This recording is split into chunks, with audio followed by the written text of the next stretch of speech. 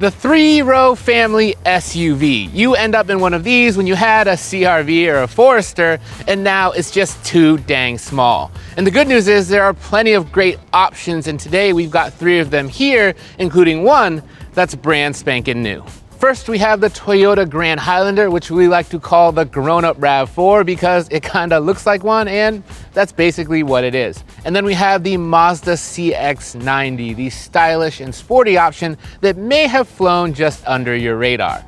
And finally, we've got the redesigned Hyundai Palisade. It looks fantastic, and inside, it just might have the best interior of any SUV that's not wearing a luxury badge. We're going to go through all of the details that you might miss on a quick test drive. We're talking tech, comfort, cup holders, storage spaces, second row, third row, driving aids, how they fit stuff, how they fit people, and of course, what they're like from behind the wheel. That sounds like a lot of stuff. We better get going. We're Edmunds, and we test hundreds of cars each year on the road and at our private track, so you get the most trusted reviews. If you want to know which car, truck, or SUV is the best, then stick with us. Grand Highlander doesn't just mean a bigger Highlander, it also means a better one. For a 3-row SUV, the regular Highlander, as we have to call it now, it really wasn't all that family friendly, but this thing, it makes up for that in a big way. First off, it's got space for all of your stuff. You've got a storage bin here, cup holders, a big center console, and even this nice big shelf in front of the passenger. For a vehicle that prides itself on practicality, all of this is essential.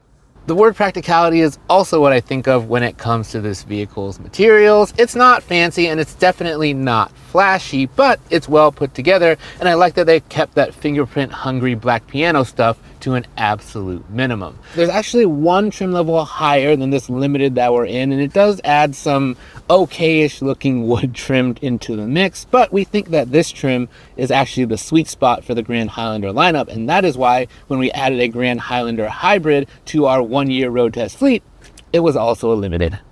Speaking of essential, physical climate controls. We really like the layout of the dashboard for the Grand Highlander. First, because this screen avoids that tablet glued onto the dash slip that our 4Runner that we also own has. And second, because buttons are just better for things that you're going to change often, like the seat heaters and ventilation or the temperature.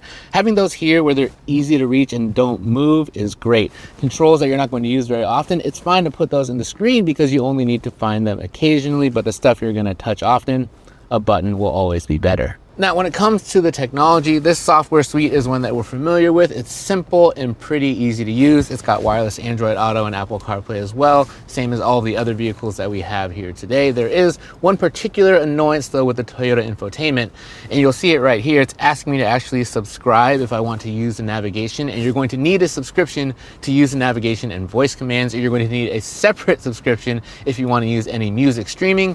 We recommend just plugging in your phone and saving yourself some dough. These seats are pretty comfortable, if a little bit flat on the bottom, but the one thing that you might wish for is stronger seat heaters, especially if you live somewhere cold. Oh, and if you're looking for something that's hotter than these seats, head over to Edmunds where we can help you find a deal on any of these SUVs and even help you find the best price. Now, if you want big cup holders, storage bins, and even a shelf, you can get all that in a RAV4. But the reason that you buy one of these is this. It's just got tons of room here in the second row, and as we're going to see in the third row as well. Now, this limited we have came with a bench seat, but you can also get it with captain's chairs, which does make it a little bit easier to get into the third row, but sometimes having a bench is real nice. Beyond offering a ton of room, this second row also has a lot of features. Here on the Limited, you're getting heated outboard seats, but on the Platinum, they can be cooled as well. There's also 2 USB ports, well-placed climate controls, and a household outlet down here, which is essential if you're going to use this thing as an office. I should also point out that the air vents are in the right place, in the ceiling. And thanks to the wide door openings and roominess, this is also a very easy vehicle to install car seats in. The lower latch anchors are really easy to access, as are the upper ones. And there's so much room that even if you have a rear-facing seat, this passenger doesn't have to sit in the dashboard. One thing to watch out for with the Grand Highlander is getting into the third row can be kind of difficult. And that is because this latch that you have to use to tilt and slide it out of the way is kind of hard to operate, and kids might have trouble using it. Now, once the seat is out of the way, it is pretty easy to then climb back here. And as you can see, tons of room still. Now, visibility could be a little bit better. This pillar is slightly intrusive, but vents in the right place, 2 USB charge ports, a big storage bin, not much else you could ask for out of this third row. The Grand Highlander enjoys a big advantage when it comes to cargo room. Now, behind its third row, it's only got a little bit more room than the Palisade, but a lot more room than the CX-90. However, once you start folding down seats, that's when this thing really shines. Now, whether you're folding down just the third row or the third row and the second row, the Grand Highlander is going to give you almost minivan levels of cargo room that the other two just can't match. Now, when it comes to features in the cargo area, things are a bit barren back here. You don't even get like a charge port. That's only something you can get in the hybrid models. However, I would rather have space over features in the back pretty much any day.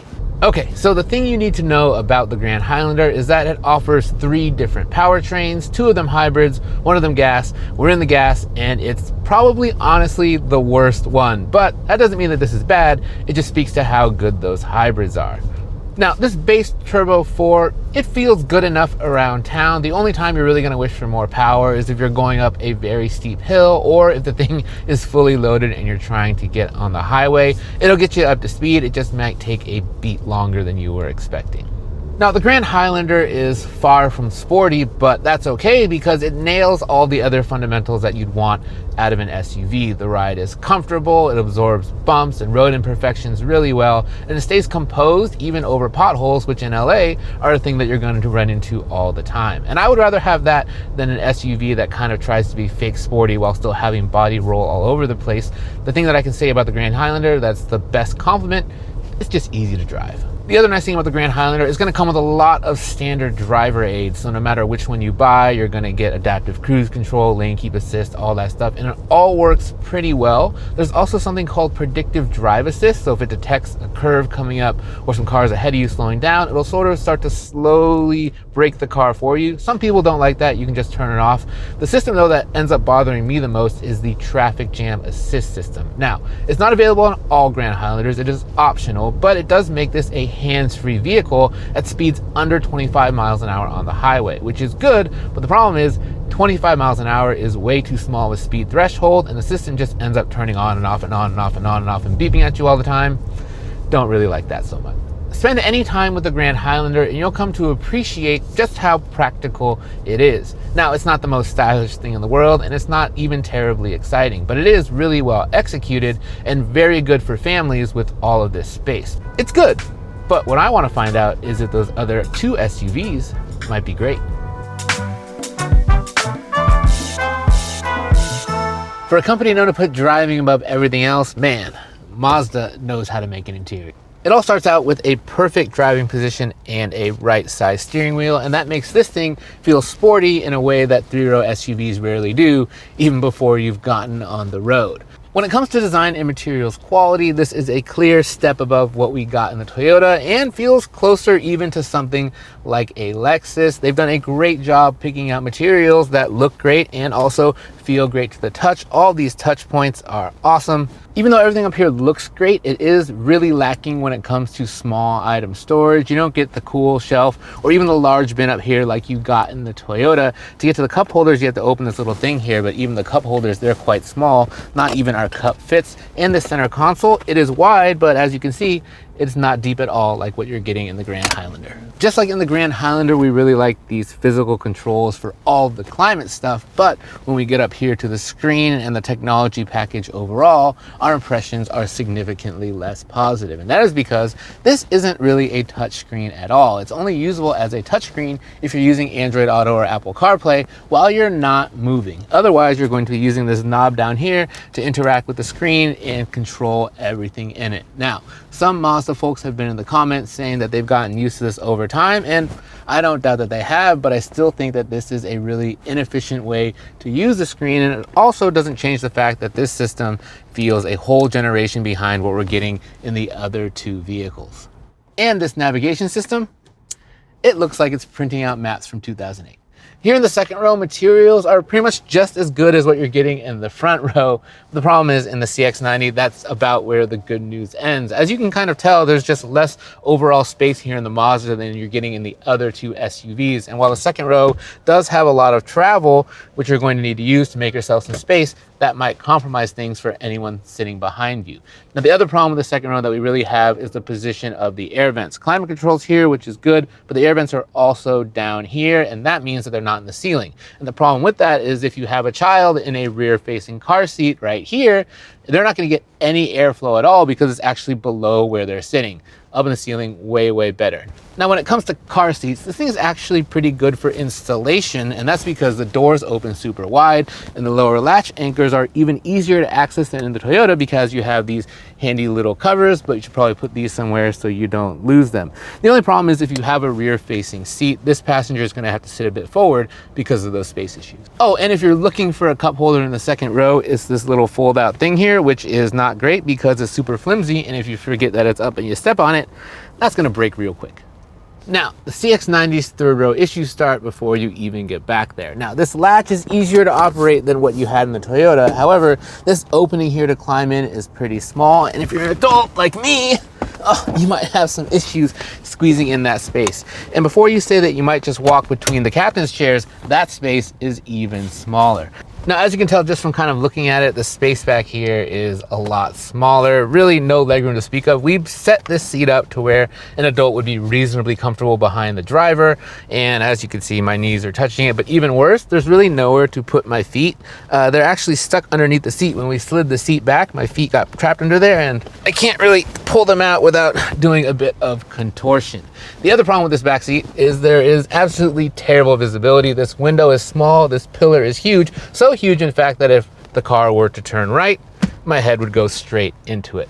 Other problems, the air vent is in the absolute worst place unless you really get hot on your calves because it's going to blow right into them. Really, this third row is only meant for sometimes duty, and that is the difference between this vehicle and the other two SUVs. Those two, you can use the third row pretty much at any time for a person of any size, and for the Mazda, it's kid duty, and adults, they will rebel instantly.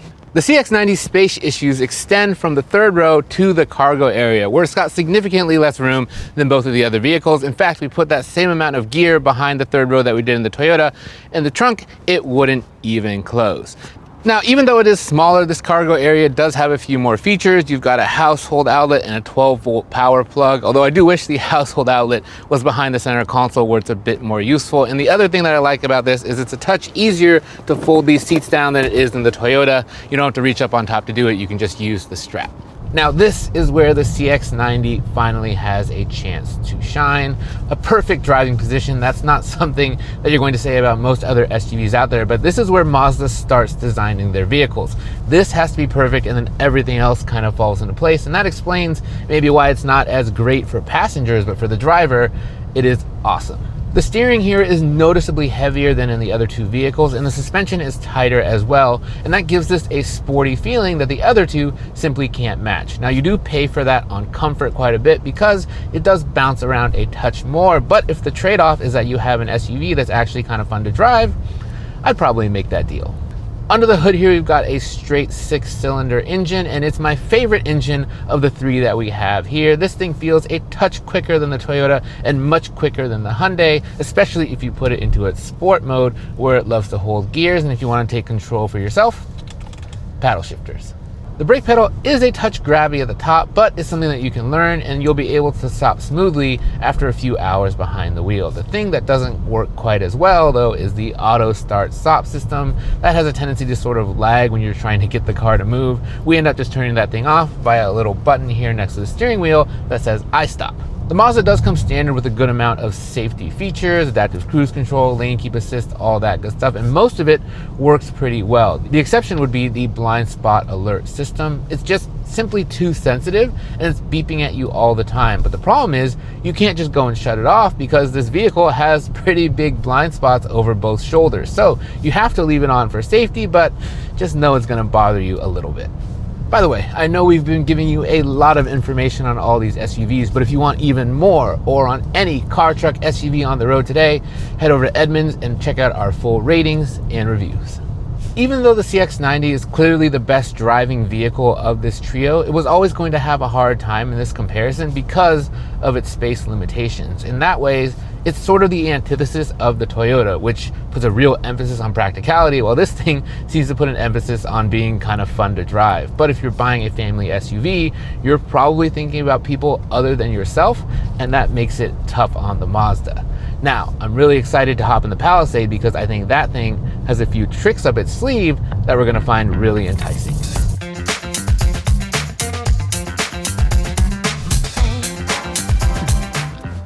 This thing's gotta be like 75K, right?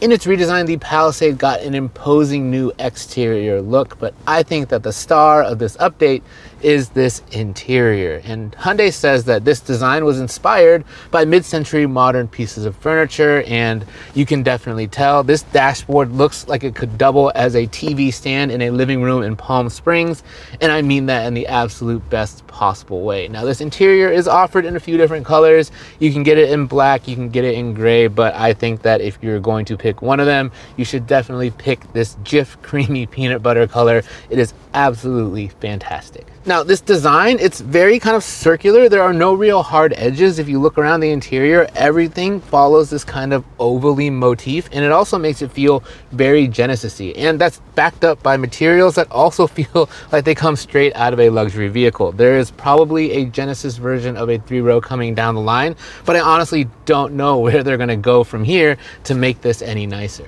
Now, this is a loaded up calligraphy model, and that means that both of these front seats are gonna come with leg rests that fold out so that if you're just chilling somewhere, you can actually lean back like a recliner and do so in great comfort. And when you're on the road, these seats are also comfortable and supportive as well. I also really like this padded armrest right here. You're gonna hear me say this a lot.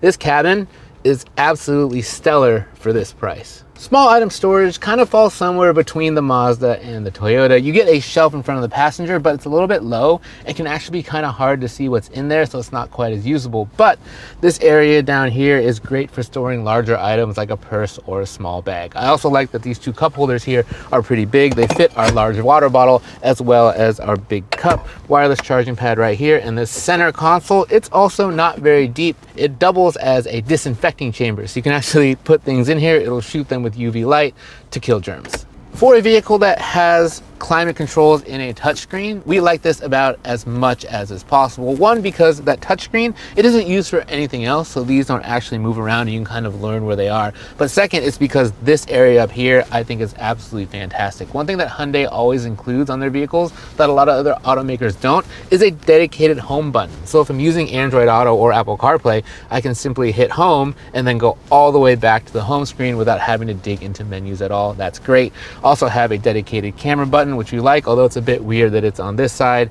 Everything is laid out super logically. Now up here we have matching 12.3-inch screens. Nothing new there for Hyundai, and this infotainment system is also not new. But the reason that we're going to spend some time talking about it is because it's the way that you access a bunch of new features that this vehicle has that you're not going to find anywhere else. And that's really what you want to see in a redesign. You want to see a vehicle and an automaker bring new things to the table that the competition simply can't match. For example, powered first, second, and third rows in this vehicle, and not only that, I can control them through this screen right here. I can control the heating, I can control the ventilation, I can control folding, I can even move the seats forward and back, all from this screen right here without ever leaving the driver's seat. And you'll also see an icon here for an integrated dash cam, and that is another feature you're not going to find in not just the vehicles here, but any other 3-row SUV.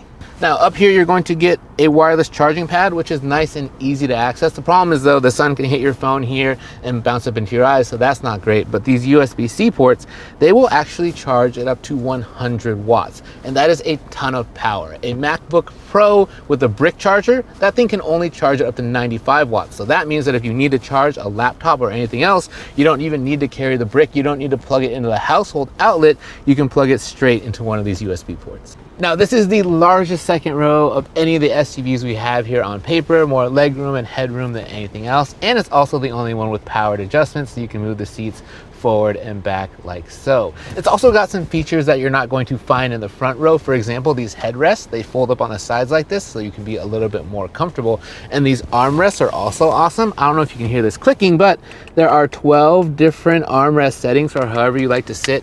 Also awesome.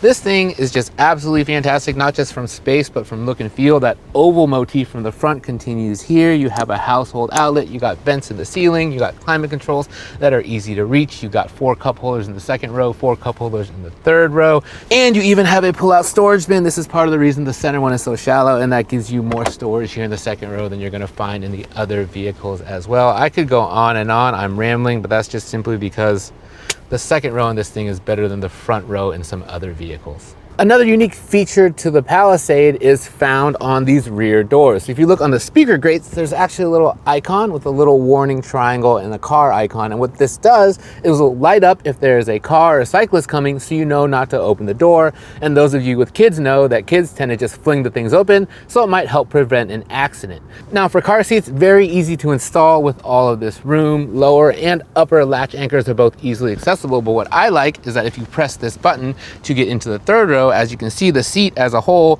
picks up and slides forward, and that means that you can do this and keep a car seat installed and then just climb behind it to get into the third row here. Kind of a tight squeeze though. Now, these second row seats are heated and ventilated, and you can get the same thing in the Toyota Grand Highlander's top trim, but what you can't get in the Grand Highlander is a heated third row, and that is awesome. And you also get a power sliding third row. I have never seen that before. Also, power reclines, so I can just add or take away room from the cargo space if I'm not using it to give myself even more room. The only downside to this third row, these storage bins, they're kind of dinky, but otherwise, 100-watt USB-C here, 100-watt USB-C there, air vent there, big window here, big window there. I'm running out of superlatives. This really is a absolutely nailed cabin. If absolute maximum cargo room is what you're after, then you're gonna go with the Grand Highlander, because yes, it can fit more stuff than the Palisade, but I prefer this cargo area for a few key reasons. One, it has much better underfloor secure storage, and two, it's because I'm real lazy. Now, you don't see any straps or levers here, and that's because all 3 rows of the Palisade are powered, and that means that if I want to drop the third row, I can just do it like that. Now, I know what you might be thinking. Brian, those seats fold down kind of slow. I don't want to wait for them. So I came up with a race. We're going to see how long it takes for me to lower all of the seats in all 3 vehicles. On your mark, get set, go.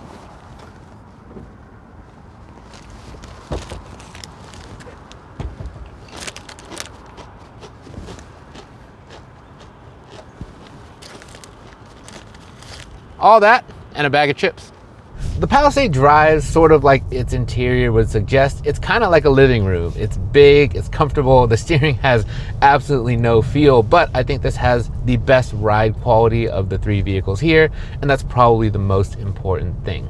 However, and yes, we've finally come to a but with this vehicle, the powertrain, it is definitely a letdown. This vehicle in its redesign gained about 400 pounds because of all that new stuff, but it didn't add any more power. And so it now takes 8.8 seconds to get from 0 to 60.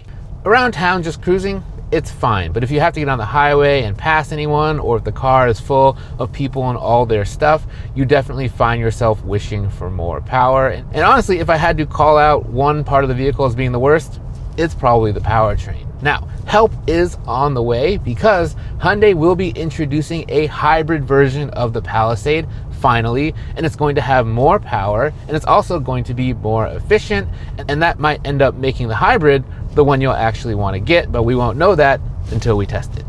What I do have to applaud the Palisade for, though, is its visibility. You get big windows all around you, so it has good natural visibility with not very big blind spots on either side. And on top of that, it's also got an excellent surround view camera and blind spot monitors. So if you turn on the signal here, it's actually going to show me a live picture in the instrument cluster of what's in my blind spot, and it just makes lane changes that much safer.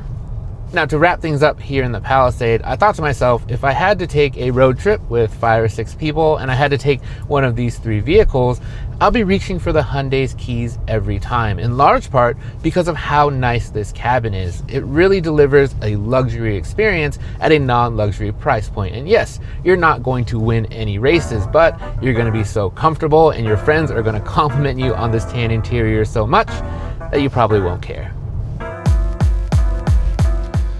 Now, before we talk money and which one of these 3 you should actually take home, please, if you've been enjoying our videos, toss us a like and subscribe so we can keep making more of them. And if you have questions about any of these cars or other comparisons you want to see us do, let us know in the comments below because we read them all. Let's talk value, starting with the Toyota. Now, it has the highest starting price of any of the vehicles here, and it gets even more than that if you want all-wheel drive. This limited model that we have sits right at about 52 grand, and for that, what you're really paying for is space. The interiors of these other 2, I would say that they're nicer when it comes to materials and design than the utilitarian Toyota. But if you're a member of the Never Minivan Club and you still want that level of room and space, that's really what you're paying for with the Grand Highlander. Now, in the Mazda, it actually has the cheapest starting price of the 3 vehicles here and comes with standard all-wheel drive. And this example,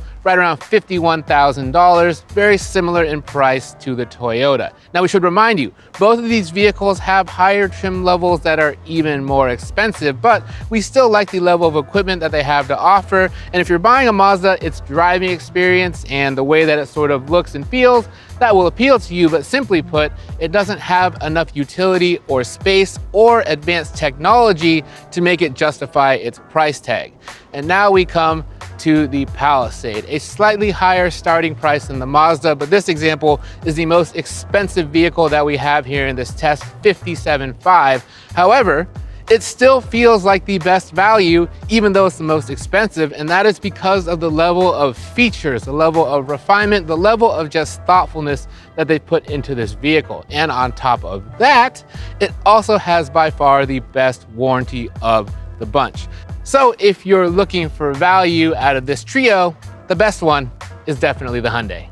So to declare a winner, we are going to turn to the fabled Edmunds rating. Our crack team has driven, tested, and gone over all these cars with a fine-tooth comb. Here's what they got.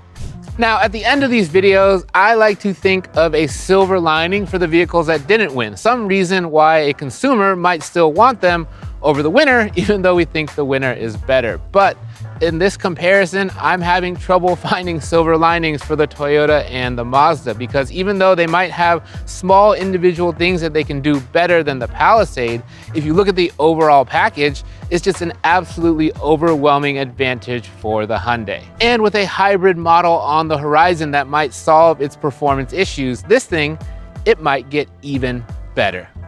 Thanks for watching.